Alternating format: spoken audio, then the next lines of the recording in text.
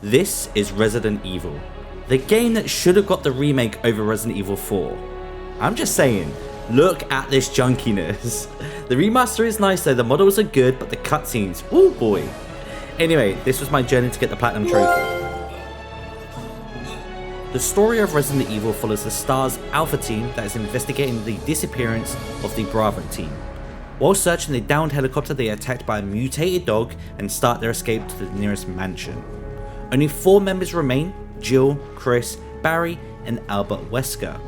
We follow Jill and Chris's point of view as we uncover the Spencer Mansion. Whoa! As usual, we're going to split this up into different stages. Step 1, we're going to be playing as Jill on the very easy difficulty. We're also going to focus on Nooks and Crannies, which is getting every single item from every single room, and then finally we are going to save everyone on this playthrough. A quick disclaimer, I was going to follow PSN Profile's guide, which has you do the knife only Chris run, which is not the play, especially if you do not know the game, and it also makes it a lot scarier. But I did start as Chris and I stumble upon the start of the mystery with a zombie eating Kenneth Sullivan. We kill him with a knife and we get our first trophy. First kills are special, and now we're locked in. Running back down the mansion to continue our investigation, I open the bloody front door and let the dogs in, which kills me and my ego, but it did get me the get used to it trophy, and get used to it I will. We wake up from our fever dream and now Jill Valentine working on our first actual run. I'm working on getting the 4 death masks to continue the story, and I decide to grab the shotgun. But by not replacing that shotgun with a broken version, we'll spring the ceiling trap and that triggers Barry to come save us. What a great guy. Just outside the save room, I decided to burn a zombie to stop it from becoming a Crimson Head. We're not taking any chances. With 2 of the 4 masks acquired, my next goal was to head for the music notes, which will get me the key, which will lead me to the next mask. On the way, we find Richard poisoned on the floor. Our goal is to get him the serum from the west wing of the mansion and bring it back to him within 5 minutes to cure him. Doing this will get us the trophy, delaying the inevitable. Now Richard's been saved, I'm going to head back to the west side of the mansion to solve the piano puzzle and take out the Crimson Head in this corridor. Since I'll be moving through this corridor fairly often, it's a safe choice to knock him out. Now I have the last key in the mansion part 1. I'm going to head back to the east side to get the final 2 masks, one of which is past the room where we saved Richard. Saving Richard means he's going to help us fight Jan and fend him off, which will unlock the trophy, not waiting to exhale. If you leave the room prior to fending him off, this will make the trophy missable until the next playthrough. I now have all 4 masks and I'm ready to fight the Crimson Head Prototype 1. This is a very easy fight with Jill using her grenade launcher, but I am still very scared. And I like to pretend I'm vomiting or gagging when I'm scared, so it feels less scary, I think. Once it's dead, we're going to move to the guard house, or the back house part of the game, which is personally one of my favourite sections. Now we're starting to get a little suspicious of Barry, who keeps disappearing, and there is no trace of Albert Wesker. After a few more puzzles, we go to the outhouse and we overhear who we think is Barry and Wesker coming up with some sort of plan. After this conversation ends, we're going to head to the basement of this house, and we meet up with Neptune and her little baby sharks. Once the walkway is drained, we're going to head upstairs to grab the key and electrocute Neptune, which will get us the deep 6th trophy.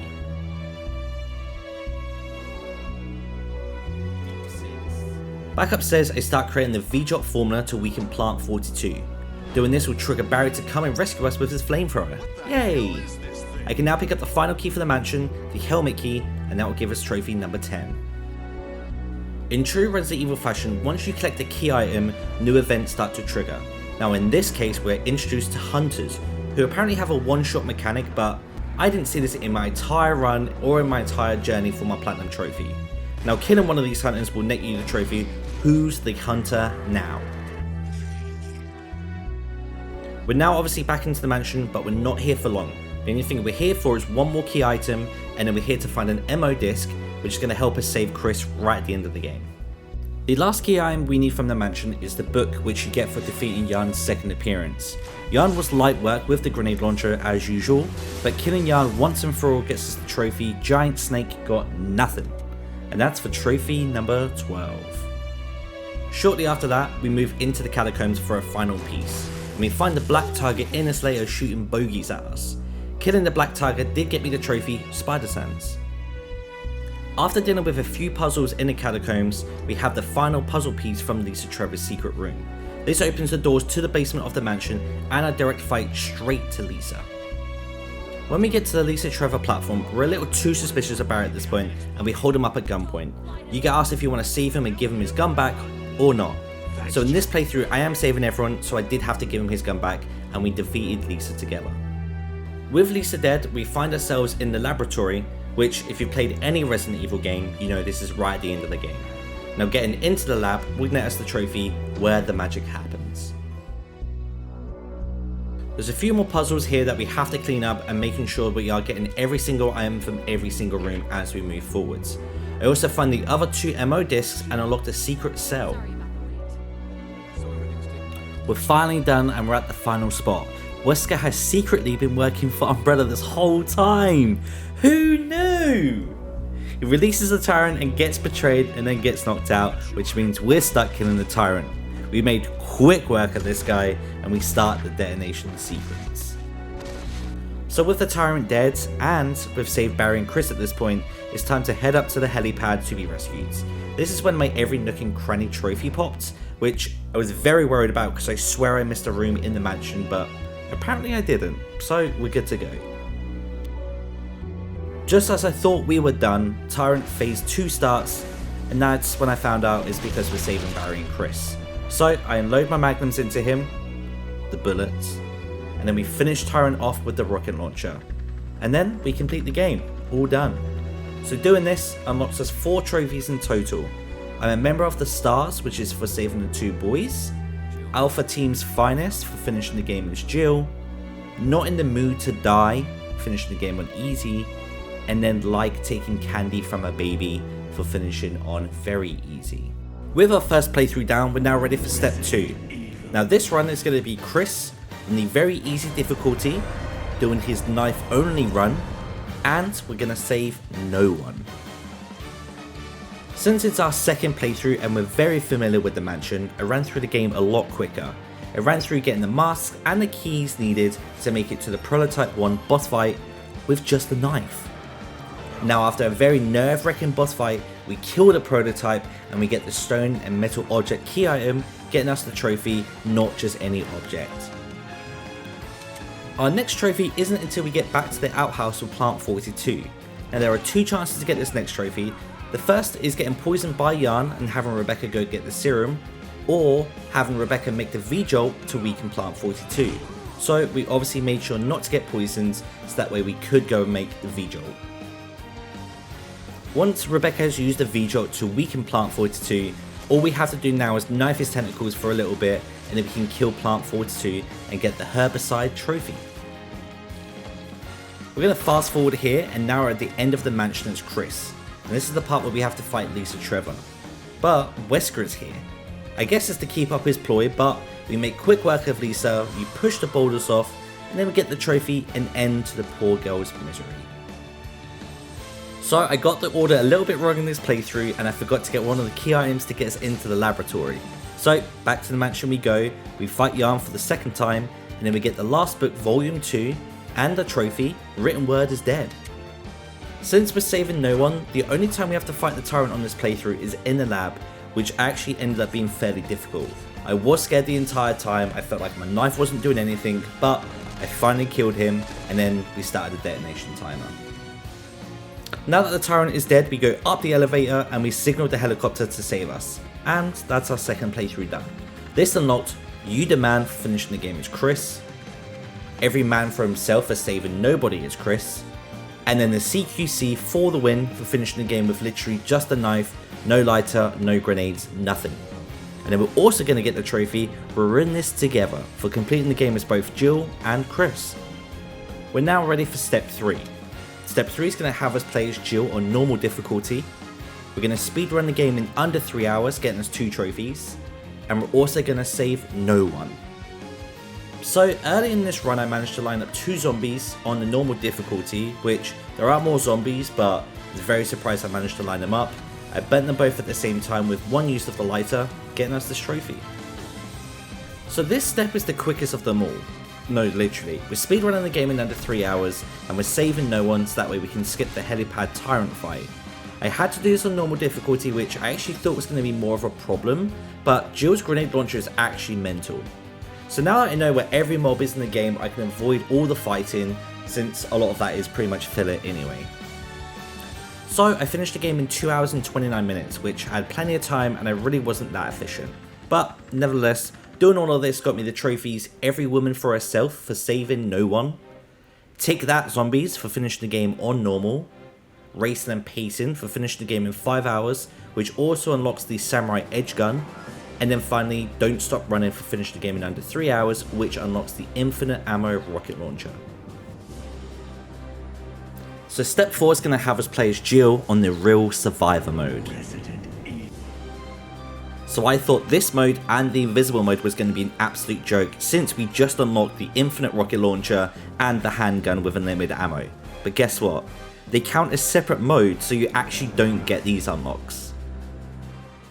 This playthrough is basically the hard difficulty, but the chests don't share the content, which means to avoid a really long playthrough, you have to mainly only use one chest. So I decided to use the chest on the east side of the mansion. So there were no other changes otherwise. There's a few more enemies, there's lack of ammo and lack of health as usual, but I first timed it, didn't really have too many issues with this. I got 2 trophies for my travel, the Survival Horror for finishing the game on Real Survivor modes, and Oh the Horror for finishing the game on the hard difficulty. For our final step, we're going to play as Chris on the invisible enemy modes. On top of that, we're also going to do the no saving run at the same time, and we're going to save everybody. So it's going to be quite the run. We finally made it, the final step. I'm proud of you for making it this far, but I'm more proud of me. So there's really nothing to note on this run other than every single enemy is invisible. Not only just every single enemy, every boss, every hunter, every dog, every zombie, everything is invisible but key items and Chris himself. So Plant 42 is the exception here, which I found really funny. I'm not sure if it's a bug or not, but since you can only damage it with his petals open, I think the developers are going easy on us, so Plant 42 is pretty visible. Our next trophy isn't until we're at the end of the mansion section for the second time. As we enter the Wesker room to get a key item, we hear a cry from upstairs, which Rebecca's in trouble. So we scurry upstairs real quick, and we see an invisible hunter. We kill this hunter, and we save Rebecca, getting us the trophy. Back down in the catacombs, I pick up the flamethrower to deal with the black tiger webs, which I thought I did in my original run, but I guess not since it was a knife run, and I get the Starsenal trophy for obtaining every single weapon in the game. So after the catacombs and dealing with most of the hunters, we no longer have to worry about the hunters anymore, which is great, because I was worried about their one-shot mechanic, which apparently is in the game. Next up, we killed Invisible Yarn, the big old snake, which wasn't too bad since you can see his acids. Then next, we moved on to Lisa Trevor. That one was a bit more scary. I didn't know where she was, and her hits hit for a lot, even on the very easy difficulty. But we finally made it to the laboratory, and I can't tell you how tense and worried I was about this section. I unlocked anxiety for this part. So you have to transport the fuel capsule, where if you run, you blow up. If something hits you, you blow up. Or if you shoot your weapon, you blow up. So making sure that I tried to kill every mob on the way, remembering where they were, making sure they were dead, and then just moving as slow as I could. And I actually moved into the tank controls just to make sure I wasn't going to run by accident. Since the lab is so small, fighting the invisible tyrant really wasn't too bad. I made quick work of him and then started the detonation sequence. I ran my little scared butt down the road, and then I rescued Jill from the cell, unlocking this Sorry I Made You Wait trophy. So I unlocked anxiety again fighting the tyrant on a helipad, since as Chris, you only really have 4 slots in total. And Tyrant was running around hitting me really hard, he was hitting Rebecca, and just a reminder, if he kills Rebecca, if he kills me, my whole run is over. I have to do the whole run all over again, since this is a no save run. So I dealt enough damage, I got the rocket launcher, I shot him, and then he deflected the rocket. I've never seen this before, so I shot again, and luckily I killed him, which is the most intense finale of a Resident Evil game I've ever experienced. Finishing this run nets us the Nightmare Ends, which is for saving the ladies using Chris.